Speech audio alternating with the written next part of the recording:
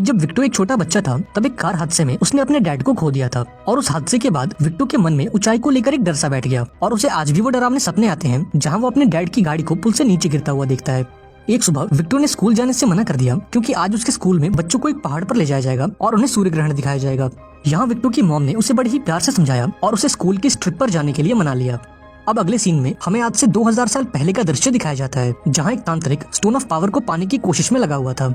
यहाँ उस तांत्रिक ने कुछ मंत्र पढ़े और तभी अचानक से वहाँ मौजूद आग ने एक ड्रैगन का आकार ले लिया और ये ड्रैगन हूबहू वैसा ही था जैसा कि विक्टो की जैकेट पर बना हुआ था।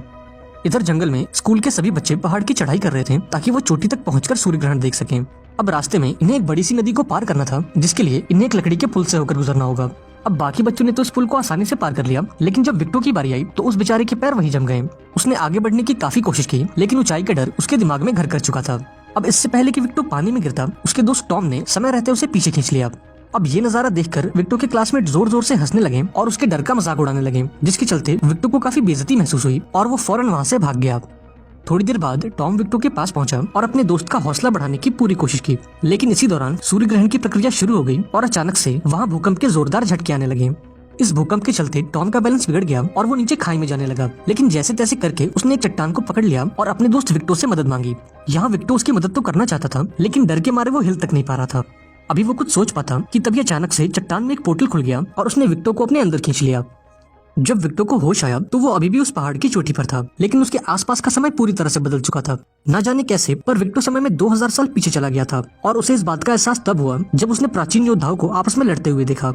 इस योद्धा का नाम ओलेश्को था जो बड़ी ही बहादुरी से अपने दुश्मनों का सामना कर रहा था। हालांकि दुश्मनों की संख्या काफी ज्यादा थी, इसलिए वो सभी ओलेश्को पर भारी पड़ रहे थे और देखते ही देखते उन्होंने ओलेश्को को बंदी भी बना लिया। तभी अचानक से विक्टो का पैर फिसल गया और वो चट्टान से लुढ़कता हुआ नीचे आ गिरा। अब इन सभी सैनिकों का ध्यान विक्टो पर चला गया और उन्होंने विक्टो पर हमला कर दिया। अब इस मौके का फायदा उठाकर ओलेश्को वहाँ से निकल गया और जाते जाते उसने विक्टो को भी अपने साथ ले लिया। इसके बाद ओलेश्को विक्टो को लेकर अपने गाँव आया जहाँ कबीले के लोगों ने विक्टो को एक जासूस समझकर उसे बंदी बना लिया। अब कहानी में आगे बढ़ने से पहले हम इस गांव के बारे में थोड़ा जान लेते हैं। इस गांव को 2 हिस्सों में बांटा गया है और ये दोनों हिस्से गांव के 2 अलग अलग कबीलों को दिए गए हैं, जिनमें से एक कबीले का नाम था क्यूमिन और दूसरे का नाम था आइवीज। आइवीज एक बहुत ही शांत कबीला था और इस कबीले के लोग आपस में मिलजुल कर रहते थे। वहीं दूसरी तरफ क्यूमिन कबीले के लोग ठीक इसके उल्टे थे। वो लोग शैतान की पूजा करते और खुद को ताकतवर बनाने के लिए तंत्र मंत्र का सहारा लेते। क्यूमिन कबीले के सरदार का नाम एंडाल्को था जो किसी भी कीमत पर इस पूरे गाँव पर राज करना चाहता था। कहानी की शुरुआत में हमने जिस तांत्रिक को देखा था वो भी क्यूमिन कबीले का ही था और वो स्टोन ऑफ पावर को पाना चाहता था ताकि उसका सरदार एंडाल्को उस पत्थर का इस्तेमाल करके अपनी सेना को ताकतवर बना सके और आइवीज कबीले पर कब्जा करके इस पूरे गांव का राजा बन सके।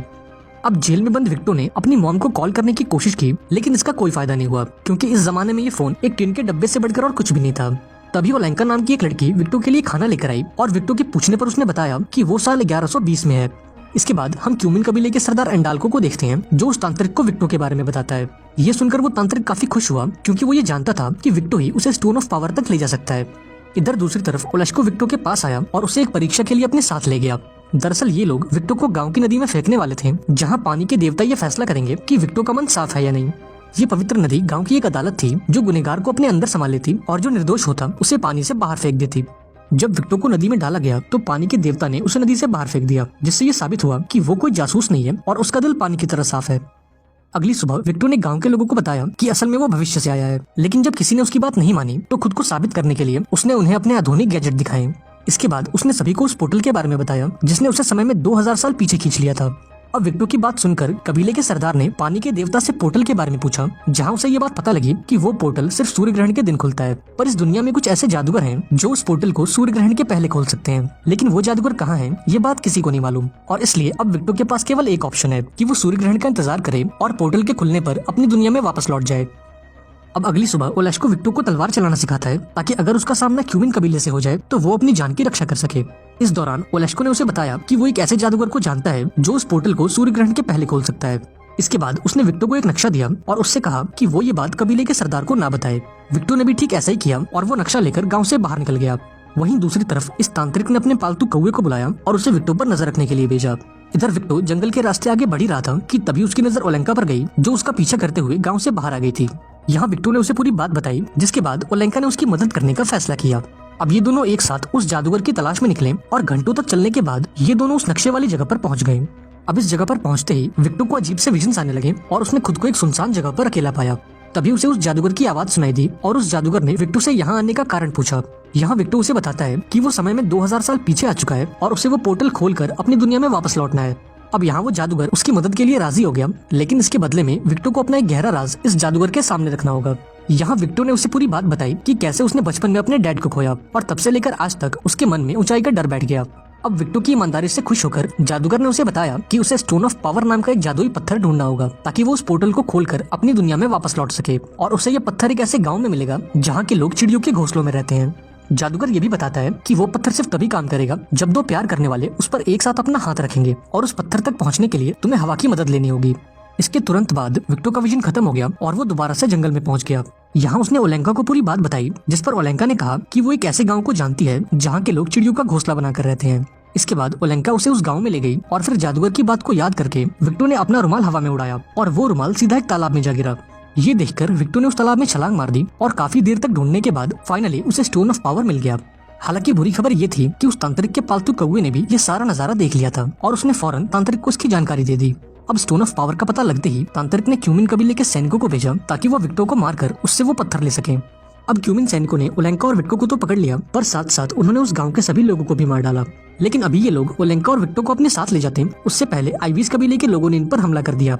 आइवीज कबीले के लोग संख्या में थोड़े ज्यादा थे, इसलिए उन्होंने बड़ी आसानी से क्यूमिन सैनिकों को हरा दिया और विक्टो और ओलेंका की जान बचाई। इसके बाद ये सभी अपने गांव लौटे, जहां कबीले के सरदार ने इन दोनों को गांव से बाहर जाने के लिए काफी डांट लगाई। वहीं दूसरी तरफ हम क्यूमिन कबीले के सरदार एंडाल्को को देखते हैं, जो कि उस तांत्रिक पर काफी गुस्सा कर रहा था क्योंकि उसकी बेवकूफी के चलते एंडाल्को के बहुत से लोग मारे गए थे।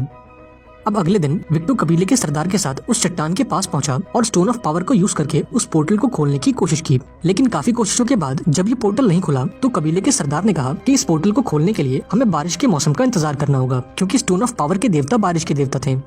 अब ऐसे ही दिन गुजरते गए और एक दिन आइविस कबीले के सैनिकों ने क्यूमिन कबीले के एक जासूस को पकड़ा और पूछताछ करने पर यह बात पता लगी कि क्यूमिन कबीले के लोग स्टोन ऑफ पावर के बारे में जान चुके हैं। अब स्टोन ऑफ पावर की सुरक्षा के लिए कबीले के लोगों ने ये डिसाइड किया कि वो इस पत्थर को गांव के वॉच टावर पर छुपा देंगे। इसके बाद कबीले का सरदार विक्टो को लेकर उस टावर पर गया और पत्थरों के बीच स्टोन ऑफ पावर को छुपा दिया। अब उस शाम गांव में जोर की बारिश हुई और इस बारिश को देखकर विक्टो काफी खुश हुआ, क्योंकि अब शायद वो उस पोर्टल को खोल सकते थे। इसी बीच विक्टो की नजर उस जासूस पर गई जो कि एक पिंजरे में कैद था और इस मूसलाधार बारिश में भीग रहा था। ये देखकर विक्टो ने उसके पिंजरे को ढक दिया ताकि वो जासूस बारिश में भीगे ना। अब विक्टो का साफ दिल देखकर ओलेंका उससे काफी इंप्रेस हो गई और उसने विक्टो के गाल पर किस भी किया। अब उस रात गांव के टावर पर एक जोरदार बिजली गिरी, जिसके चलते कुछ पत्थर टूटकर उस जासूस के पिंजरे के पास गिरे और इन पत्थरों के बीच वो स्टोन ऑफ पावर भी मौजूद था। अब उन पत्थरों के इस्तेमाल से इस जासूस ने उस पिंजरे को खोल दिया और अंधेरे का फायदा उठाकर वहाँ से भाग निकला। इसके बाद वो अपने कबीले में पहुंचा और अपने सरदार एंडाल्को से मिला। हालांकि एंडाल्को उसके आने से खुश नहीं था, लेकिन जब तांत्रिक ने उसे बताया कि ये जासूस स्टोन ऑफ पावर चुरा लाया है तो एंडाल्को ने खुश होकर उसकी सारी गलतियां माफ कर दी। हालांकि तांत्रिक को ये जादुई पत्थर तो मिल चुका था, लेकिन इसकी शक्तियों को अनलॉक करने के लिए उन्हें विक्टो की जरूरत थी। अब अगले दिन आइविस कबीले के लोगों को ये बात पता लगी कि वो जासूस स्टोन ऑफ पावर को चुराकर यहाँ से भाग चुका है। यहाँ कबीले का सरदार कहता है कि हमें किसी भी कीमत पर उस पत्थर को वापस लाना होगा, क्योंकि अगर हमने ऐसा नहीं किया तो एंडाल्को उस पत्थर का इस्तेमाल करके हमारे पूरे गांव पर कब्जा कर लेगा। अब ये लोग क्यूमिन कबीले पर सीधा हमला तो नहीं कर सकते थे, इसलिए कबीले के सरदार ने विक्टो के साथ मिलकर एक छोटा सा ग्लाइडर बनाया और अगले दिन क्यूमिन्स पर हमला करने का फैसला किया। अब उस शाम जब कबीले का सरदार ओलेंका के साथ झरने पर पानी भर रहा था, तभी क्यूमिन सैनिकों ने उन पर हमला कर दिया और ओलेंका को अगवा करके ले जाने लगे। यहाँ सरदार ने उसे बचाने की काफी कोशिश की, लेकिन इस दौरान वो बहुत ही बुरी तरह से जख्मी हो गया। इसके बाद वो जैसे तैसे अपने गांव पहुंचा और अपने सैनिकों को पूरी बात बताई। अब उस रात उस तांत्रिक ने अपने पालतू कौवे के जरिए विक्टो को संदेश भेजकर अपने पास बुलाया। अब विक्टो के पास कोई और चारा नहीं था और ओलेंका की जान बचाने के लिए वो उस तांत्रिक के पास जाने के लिए राजी हो गया। इसके बाद वो क्यूमिन्स के कबीले में पहुंचा, जहां तांत्रिक ने उसे स्टोन ऑफ पावर को अनलॉक करने को कहा, लेकिन काफी कोशिशों के बाद भी विक्टो उस पत्थर की शक्तियों को अनलॉक नहीं कर पा रहा था। तभी उसे उस जादूगर की बात याद आई, जिसने उसे बताया था कि इस पत्थर की शक्तियां तभी काम करेंगी जब दो प्यार करने वाले इसे एक साथ छुएंगे। इसके बाद उसने फौरन ओलेंका को अपने पास बुलाया और जैसे ही उन्होंने इस पत्थर पर अपना हाथ रखा, ये पत्थर तेज रोशनी के साथ चमकने लगा, जिसका मतलब ये था कि अब इस पत्थर की शक्तियां अनलॉक हो चुकी हैं। अब काम खत्म होते ही एंडाल्को ने उस जासूस को हुक्म दिया कि वो ओलेंका और विक्टो को मार दे, और इतना कहकर वो वहाँ से चला गया। हालांकि ये जासूस इन दोनों को मारना नहीं चाहता था, क्योंकि उसे आज भी वो दिन याद है जब विक्टो ने उसे भीगने से बचाया था। इसलिए उसने इन दोनों को एक घोड़ा दिया और फटाफट वहाँ से भाग जाने को कहा। अब जब एंडाल्को को ये बात पता लगी तो उसने इस जासूस को गद्दार बोलकर इसे मौत के घाट उतार दिया। अगली सुबह ये दोनों अपने गांव पहुंचे, जहां विक्टो ने सभी को बताया कि एंडाल्को ने उस पत्थर की शक्तियों को अनलॉक कर लिया है और वो बहुत जल्द हम पर हमला करने वाला है।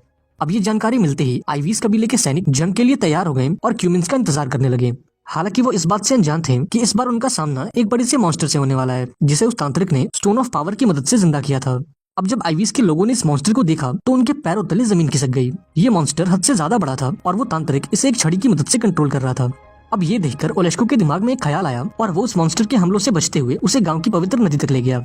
इसके बाद उसने बड़ी ही चालाकी से उस मॉन्स्टर को पानी में गिरा दिया, जिसके बाद पानी के देवता ने इस बड़े से मॉन्स्टर को अपने अंदर जकड़ लिया। तभी अचानक से वहाँ सूर्य ग्रहण का समय हो गया और ये देखकर विक्टो फौरन उस पोर्टल की तरफ भागा। इधर क्यूमिन आर्मी ने पूरी ताकत से आईवीज के लोगों पर हमला कर दिया, लेकिन गांव के लोगों ने एक साथ मिलकर क्यूमिन आर्मी के छक्के छुड़ा दिए। अब अपनी हार को सामने देख एंडाल्को ने वापस लौटने का फैसला किया, पर तभी न जाने कैसे तांत्रिक ने उस मॉन्स्टर को नदी से बाहर निकाल लिया। अब मॉन्स्टर को जिंदा देखकर विक्टो ने वहीं रुककर गांव के लोगों की मदद करने का फैसला किया। इसके बाद वो उस टावर के ऊपर गया और अपने बनाए ग्लाइडर की मदद से एक उड़ान भरी। वो उड़ता हुआ उस चट्टान तक पहुंचा जहां से वो तांत्रिक उस मॉन्स्टर को कंट्रोल कर रहा था। यहाँ उसने तांत्रिक को चट्टान से नीचे धकेल दिया और स्टोन ऑफ पावर को अपने हाथ में ले लिया। लेकिन तभी वहाँ एंडाल्को आ गया और विक्टो से वो पत्थर मांगा, लेकिन उसे वो पत्थर ना देकर विक्टो ने उसे गाँव की नदी में फेंक दिया और ऐसा करते ही वो मॉन्स्टर तबाह हो गया। अब गुस्से में आकर एंडाल्को ने विक्टो को मारने की कोशिश की, लेकिन लास्ट मोमेंट पर ओलेश्को वहाँ पहुंच गया और एंडाल्को को मारकर उसने विक्टो की जान बचाई। अब विक्टो ने गांव के लोगों को तो बचा लिया था, लेकिन अगर उसे अपनी दुनिया में वापस लौटना है तो सूर्य ग्रहण के खत्म होने से पहले उसे उस पोर्टल तक पहुंचना होगा। लकीली वो समय रहते उस पोर्टल तक पहुंच गया और जाने से पहले उसने ओलेंका को गुड बाय बोला। इसके बाद जब वो उस पोर्टल में घुसा तो वो सीधा उस मोमेंट में पहुंचा जब उसका दोस्त पहाड़ की चोटी से लटक रहा था। अब चूंकि विक्टो अपने डर पर काबू कर चुका था, इसलिए उसने बड़ी आसानी से अपने दोस्त को ऊपर खींचा और इसी के साथ ये शानदार मूवी यहाँ पर एंड हो गई।